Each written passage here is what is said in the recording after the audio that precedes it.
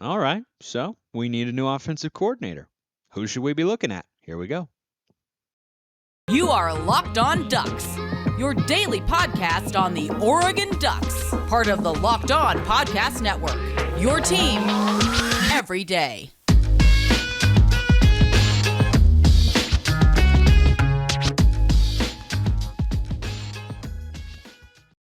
Yes, it is that time once again for Locked On Ducks. I'm your host, Spencer McLaughlin. Thank you so much for making this your first listen or your first view of the day if you're watching on YouTube, part of the Locked On Podcast Network, your number one source to stay up to date here with the Ducks. Like, comment, subscribe, please, and thank you wherever you listen to or watch this show if you haven't already, which today is brought to you by Sling TV. Don't miss this week's matchup. Well, Oregon doesn't have a matchup this week, tragically, but they will in a bowl game. We don't know exactly yet, but you can catch it all on Sling. Sling, the TV you love for a price you'll love. Try it today. So today was going to be a recruiting talk with John Garcia Jr. That's been postponed due to scheduling conflicts. So we're getting into offensive coordinator talk today. Oh my goodness, I love a good coaching speculation search. A lot of names out there. A lot of names. Kind of like how there's going to be a lot of names in the transfer portal.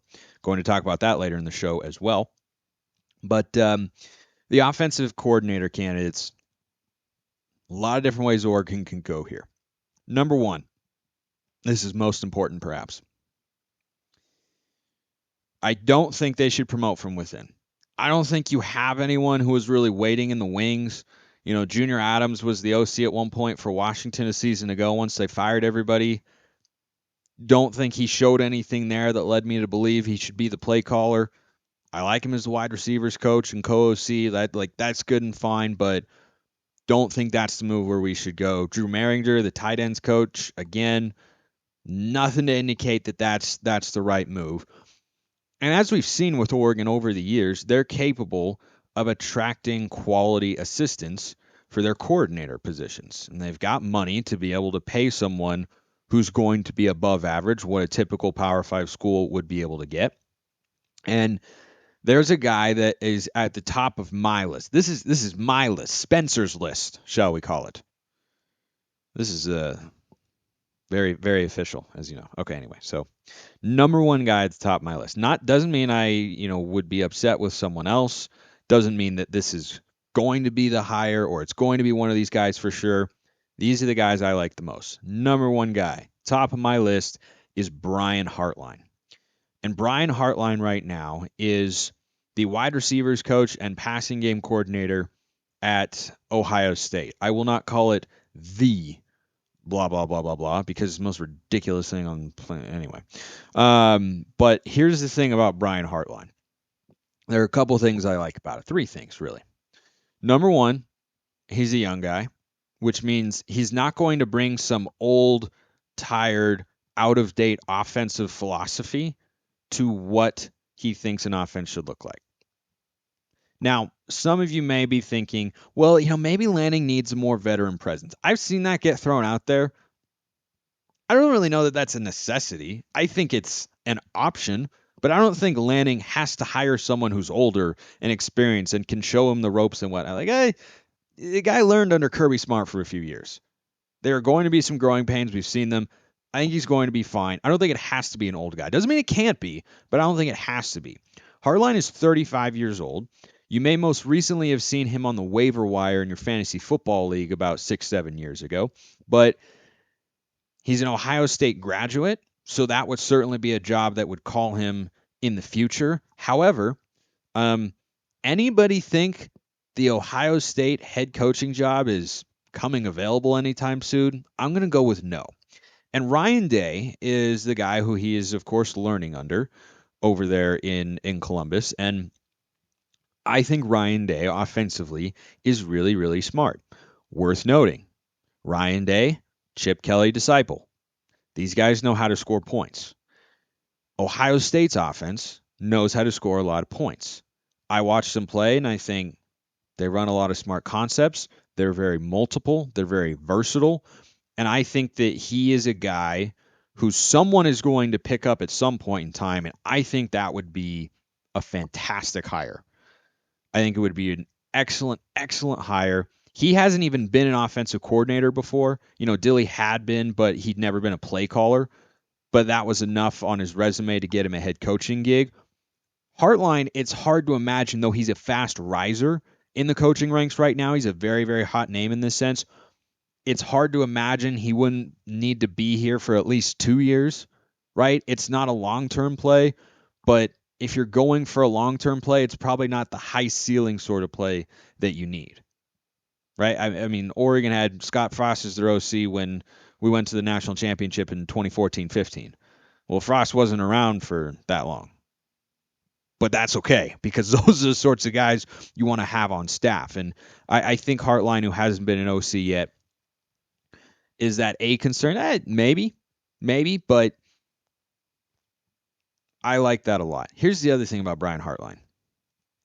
He is an elite recruiter. I mean, high level.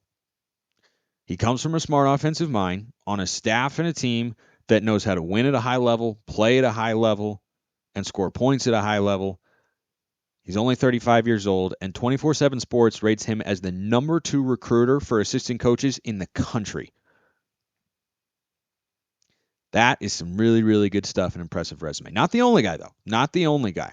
If you were going to go the veteran route, I would be okay with hiring Dan Mullen.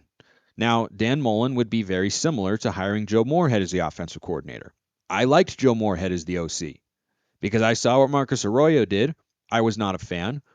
Moorhead came in, and I think he had some personnel and personnel shortages compared to what Dilly had this year, specifically at the quarterback position, but also the involvement of the head coach in determining the offensive scheme, I think also limited a little bit what he wanted to do. But you know what Moorhead was really good, or where he was really good? Situationally. And veteran guys tend to be very good situationally.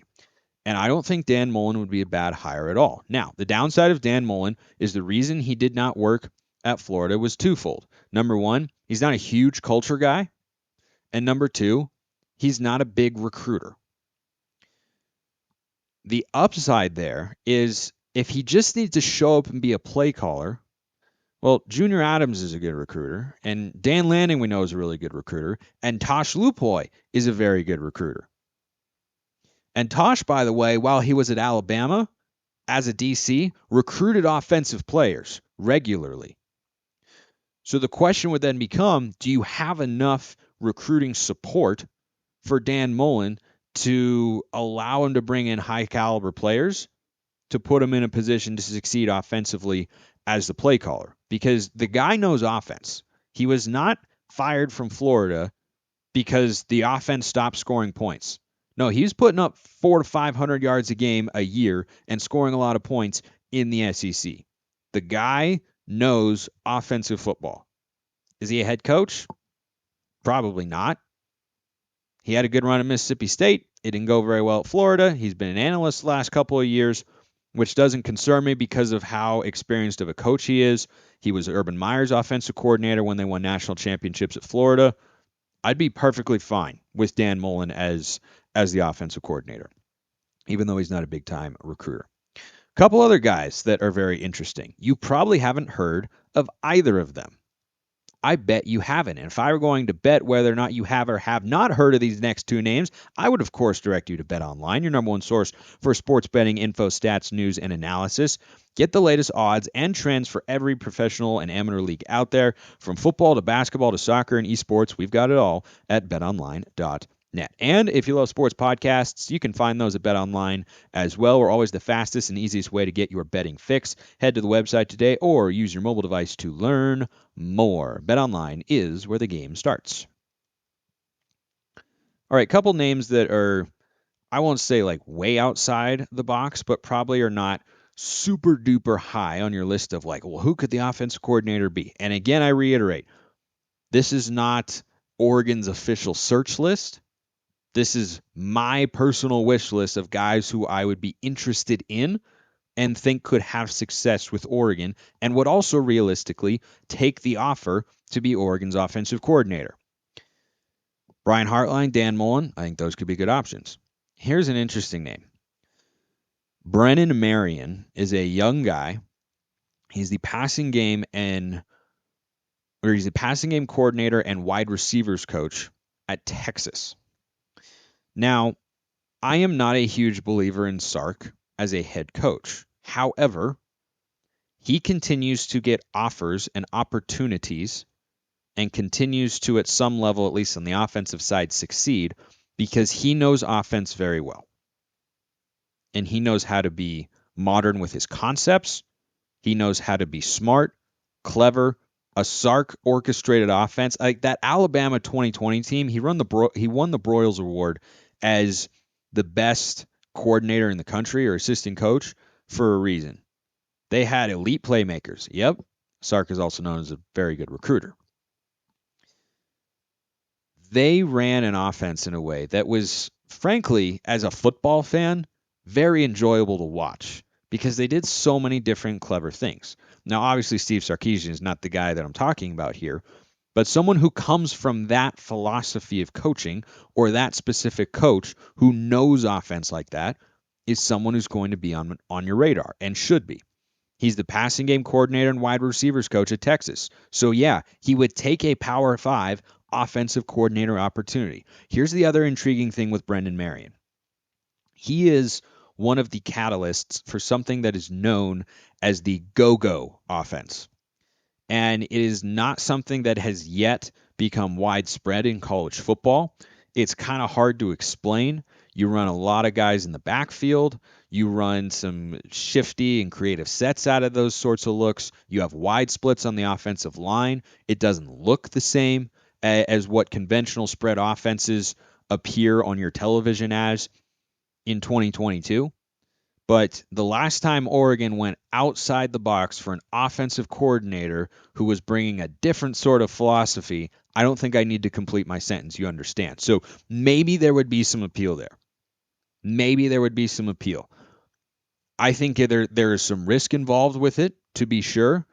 But is it intriguing? Yes.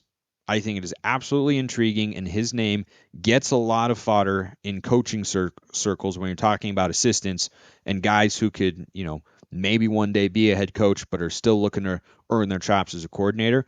I think he has that for a reason, and I think that's someone that Oregon should, look at and say, what do you bring to the table? What would you do as an offensive coordinator? And that sort of stuff.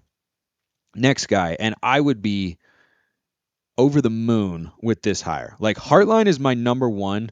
This guy is probably my number two, even though he, again, wouldn't be here for long. And everyone gets very frustrated with that. You just have to accept it. You just have to accept it.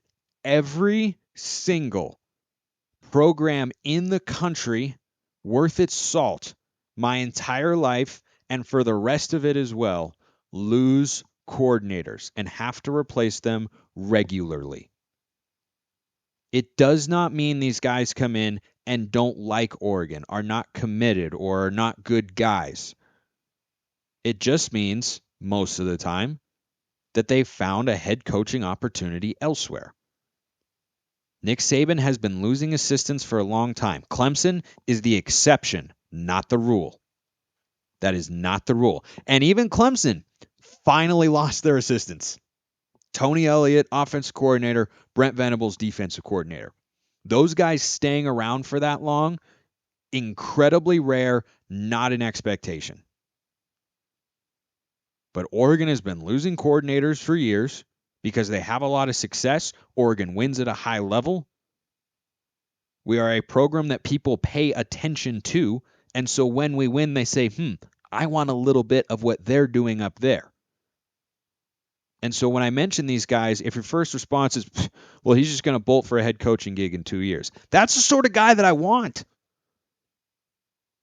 Kenny Dillingham bolted after 1 year, was hoping we get 2, but it was just 1. I wouldn't go back and hire somebody else. I watched Oregon rattle off 8 straight wins, scoring 40 or more points in every single game. I don't want to get rid of that and have the offense be not as good with a candidate who's not as appealing to other teams and other programs and settle for an offense that's not as successful. And it's really hard to keep high-level assistants around because the allure of being a head coach, I think we all understand it.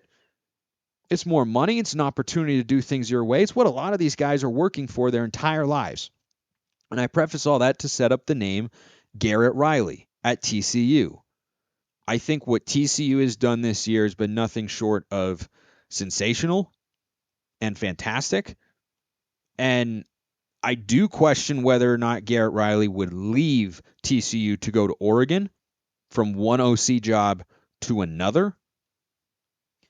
I do think, in theory, Oregon would be able to give him more money, but he's got a pretty good situation at TCU right now, and he might not want to give that up. But if we could get him, I would be thrilled with that hire. Because, again, I watched their offense. They are explosive in the passing game, just like Oregon was this year. They can run the football. He's a little bit more pass heavy, right? Lincoln Riley's more pass heavy than what Dillingham and the offensive staff cooked up this season, which was, run focused, but not run oriented necessarily. Where it was, run the ball at all costs and, just keep running, no, they used the running game to actually set up downfield shots, which is what was missing, I think, from last year's offense. And I don't think that's how Joe Moorhead necessarily wanted to play, because I watched his offenses at Penn State, and they took downfield shots all the time. But if you could somehow get Garrett Riley to leave TCU, Oregon, USC, Garrett as an OC on one side, Lincoln as the OC on the other, yeah, Pac-12 would sign up for that matchup in a heartbeat. So those are my top four names. There are other guys who could be good hires. I've seen the Texas Tech offensive coordinator get thrown around. Oregon is certainly a much better job than Texas Tech, and I'd hope we'd have more money available to be able to pay him. I forgot his name, but I've seen a couple others that are like, it's okay. Those are the guys I'd be going after. Dan Mullen, Brian Hartline is my number one passing game coordinator at Ohio State. Brendan Marion, Garrett Riley. One name that gets thrown out a lot is Joe Brady. I mean, I wouldn't be opposed to Joe Brady, but we don't really know what he is as a college offensive coordinator. Now, you can say that about Brian Hartline as well, but Joe Brady went straight to the NFL after being the passing game coordinator at LSU. It didn't work out, and now he's the quarterback's coach in Buffalo. Could he be a good OC? Yeah, probably. But I look at the other guys and say, I feel a lot more confident about what they are as an offensive coordinator in college, which does involve recruiting, by the way, which is why Hartline's at the top of my list, because I think you could have someone who comes from a smart offensive tree, but also is an elite recruiter. And Joe Brady, I think, is a little bit of an unproven commodity. I don't know if Lanning's got a relationship there. He's talked about how over the years of bouncing around to different teams and different staffs, he's kept a Rolodex of coaches that he likes. So, the guy who ends up getting this offensive coordinator gig, and I do suspect it will be before National Signing Day. I imagine with Dante Moore and Jurion Dickey potentially, hanging in the balance here, especially Dante, you want to have an offensive coordinator that, and maybe those guys decide to wait until the National Signing Day in February to sign their letters of intent. But I think it's beneficial for Oregon to get this hire done sooner rather than later, so that you can not just say in theory, hey, we feel confident about the candidates we're going to go to, and we're going to be able to get a good offensive guy, Dante, and we think you're still, going to be this and that sort of thing. But allow him to start to build a relationship with Dante Moore and keep him committed to the Ducks. But that's a high priority, and those are my top names. I think if I had to rank them, I'd go Hartline 1. I'd probably go Garrett Riley 2, Dan Mullen 3, and then Brendan Marion 4. But all present a little bit of unique intrigue there. All right, let's go to the mailbag a little bit here. Nick P. asks, who are the assistant coaches, if any, that Dilly takes with him? That's a good question. It's a very interesting question. Now, right now, nobody has gone with him. I think that's indicative of the fact that we should not expect there to be a mass exodus. And I don't get the sense that there's going to be, because this is Dan Lanning's staff that he assembled, and Kenny Dillingham is going to want to assemble his own staff. Now, he might, try and take a position coach here and there. Like maybe he asks if Drew Maringer Drew Maringer, I think that's how you pronounce his name, Maringer, wants to go and be a co-offensive coordinator, right, for an upgraded title or something like that. But I wouldn't expect, I'd say two at the max, and I won't be surprised. I think no coaches going with them is more likely than two or more. Um, but if one or two end up going with them, I wouldn't be shocked. But again, the common denominator that these coaches had when they came to Oregon was the head coach they were going to play for in Dan Lanning. They weren't coming here to play for Kenny Dillingham. That's not the guy who extended the offer to him. So it's hard to imagine those coaches feel a stronger sense of loyalty to Dillingham than to Lanning. And he's already been introduced at Arizona State, and there weren't any other coaches there. He already said he's going to retain Sean Iguana, who is their interim head coach and the running backs coach, so he's not taking Carlos Lachlan with him at the very least. I don't expect there to be that many coaches, if any, frankly, who depart. And there hasn't been any smoke about it either. So and usually where there's smoke, there's fire. And if there's going to be something that could leave you a little bit burned, typically there are indicators. We just haven't seen that at this point in time. So I'm not too worried about this point in time. And that can always change. It's college football. It's 24/7, 365 ordeal. And that's why it's a daily thing we got going here at the Locked On Podcast Network for all of you to keep you in the loop on that sort of stuff. But speaking of departures, Byron, Cardwell, and Dante Thornton have already announced they will be going into the transfer portal. And my guy Peyton asked a bevy of questions, which I've all kind of answered here on the show already. But one of them, what players do you expect to decommit or transfer? Now, Dante Moore,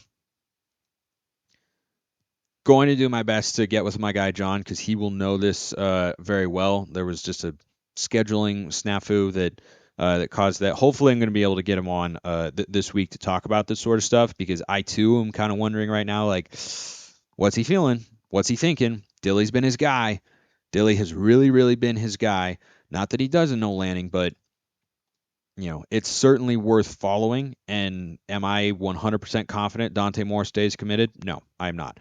Do I 100% think he's going to decommit? No.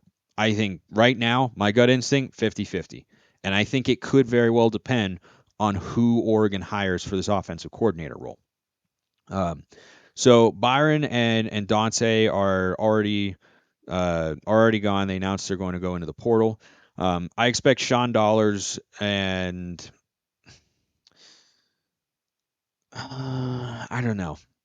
Justin Flo is interesting because he's such a talented guy and he stuck it out with this new staff, but he hasn't played very much. And if he wanted to go to if he went to Arizona, he wouldn't come off the field. He would not come off the field. And for this defensive staff, the philosophy they run and just where he's at in his development, he is frequently not on the field. I mean, against Oregon State, I don't think he even started. I mean, he played. He always plays, but there are a lot of guys in that position group, and Lanning's running a 4-2-5, so there are not as many opportunities for linebackers to see the field. It makes it more competitive when you take out that slot. I would not be shocked. I haven't that's a gut feeling, by the way. I will not be shocked though if Justin Flo ends up in the portal. If one of the linebackers behind him, a Keith Brown, a Devin Jackson LeDuc, someone like that, that'd be a little more surprising. I especially want Keith Brown to stay. I think that's kind of our next, big run stuffing middle linebacker. But I hope Flo stays because if he can continue to improve, he can become a really good player, and he shows glimpses of that potential we all saw in his high school highlight reels when he committed to the Ducks in the same class as Noah Sewell. But I think it's fair to say he's been underwhelming at this point. I think the staff has seen that as well, and that's why he hasn't played quite as often. And yeah, if he went to literally just about any Pac-12 school, he would probably play every down. I don't think Utah would play him every down. Cal, he probably would because he'd be the most gifted guy on that unit most likely. Stanford, he would well, I don't know if he's a Stanford kind of guy or a Cal kind of guy for that matter. But I don't know anything about him. I could be wildly wrong about that. But I mean, you just think about like Arizona, Arizona State, Colorado, UCLA, USC, Oregon State. Like, pick your Pac-12 school. He probably wouldn't come off the field. But again, I don't have any smoke there. I'm just saying I won't be surprised if he's there. I'd rather he stick around though. Right now, you probably see some backup offensive lineman or two, maybe a backup DB here and there. In terms of guys of consequence, I think the biggest names to watch for are NFL names, and I'll close with this. Biggest decisions to watch for. Brandon Dorlus will go to the NFL. Gonzo will go to the NFL. Noah Sewell will also probably go to the NFL, which tragically means they've all probably played their last game in an Oregon uniform, which, like, bummer, but allows other guys to get an opportunity in the bowl game to show their stuff. Bo Nix, 65% gut feeling that he probably goes NFL, but with the way this season ended, maybe he says we got unfinished business and I want to go into the NFL at a time where I show the league that I'm fully healthy and whatnot. And I don't know. Maybe that helps him come back, but overall, I still feel like Bo Nix is probably going to get ready for the NFL. I would love for him to come back. Absolutely. Whether we keep Dante Moore or not, I would love for Bo Nix to come back because a healthy Bo Nix, we saw what that did. And a healthy Bo Nix probably has Oregon at 11-1. Notable potential retentions. This will be the last thing we talk about with regards to the portal for today because the portal hasn't even opened yet and it already feels like a madhouse. And it's just going to get even crazier. And be prepared, by the way. A lot of guys are going to leave. And a lot of guys are going to come in. Oregon will be okay. We'll be all right. It's different. A lot of people don't like it, particularly of the older generations. I'm kind of that old soul. I don't love it either. But this is what it is. And don't panic about, oh, man, that guy was super talented. Oh, like Seven McGee, Dante Thornton, Byron Cardwell. Those are all 4-star recruits. Thornton was on the cusp of being a 5. And guess what? Oregon still got a lot of talent at all of those positions. Here are some notable potential retentions. Guys who could come back. I don't think they're really NFL caliber, but they could just decide, I'm done playing college football. I've loved my time at Oregon. Casey Rogers, Sam Taimani, Stephen Jones, Jamal Hill, Mace Funa could come back. Interesting. Brian Addison, Steve Stevens. Watch for those names. I don't have an instinct one way or the other on where they're going to go because I don't think they're big-time NFL guys. I think they're undrafted free agents at best. A couple of them maybe not even that. But they might just decide, I think I'm going to call it here with my football career. But all notable players who could come back will continue to follow it here on the show, as you know, which is why I appreciate you liking, subscribing, and commenting wherever you listen to or watch. I appreciate everybody out there. Have a wonderful rest of your day, Duck fans. And as always, go Ducks.